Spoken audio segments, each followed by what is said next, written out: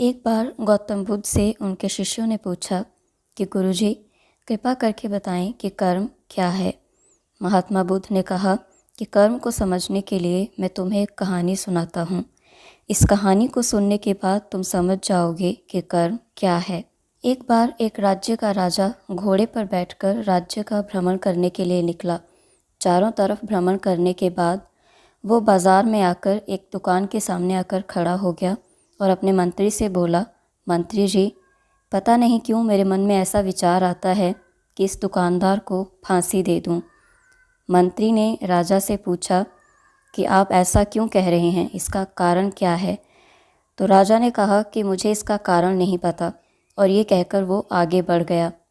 मंत्री ने सोचा कि राजा के मन में ऐसा विचार क्यों आया, इसका मुझे पता लगाना चाहिए। अगले दिन मंत्री आम आदमी का वेश धारण करके उस दुकानदार की दुकान पर गया और पूछने लगा कि भाई, तुम्हारा व्यापार कैसा चल रहा है। दुकानदार कहने लगा कि मेरा व्यापार बिल्कुल भी ठीक नहीं चल रहा है। मैं चंदन की लकड़ी बेचता हूँ।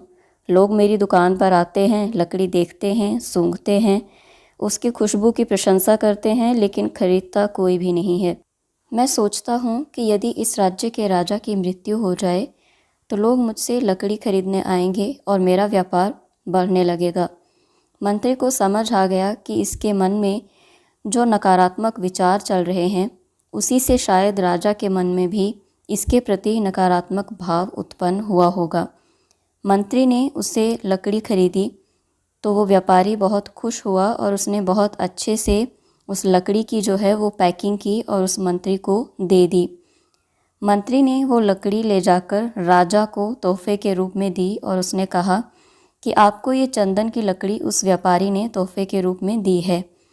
राजा को ये सुनकर बहुत आश्चर्य हुआ और वो बहुत खुश भी हुआ। वो मन में सोचने लगा कि मैं उस व्यापारी के बारे में ऐसे ही गलत बात सोच रहा था, वो तो बहुत अच्छा है। राजा ने उस तोहफे के बदले व्यापारी के लिए कुछ सोने के सिक्के भेजे। अगले दिन मंत्री व्यापारी की दुकान पर गया और उसे वो सोने के सिक्के देकर कहने लगा कि राजा ने ये सिक्के आपके लिए भेजे हैं। व्यापारी अपने मन में सोचने लगा कि हमारे राजा तो कितने दयालु हैं, मैं तो राजा के प्रति ऐसे ही अपने मन में गलत विचार सोचता रहता था। ये कहानी ख़त्म होने के बाद गौतम बुद्ध ने अपने शिष्यों से पूछा कि अब आप बताओ कि आपको कर्म के बारे में क्या समझ आया।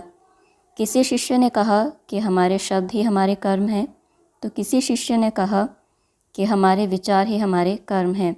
कोई कहने लगा कि हमारे कर्म ही हमारा असली कर्म है। तब गौतम बुद्ध ने कहा कि हमारे विचार ही हमारे कर्म हैं। हम जैसा विचार करते हैं वैसे ही हमारे कर्म बनते हैं और हमारे कर्म ही हमारा भाग्य निर्धारित करते हैं।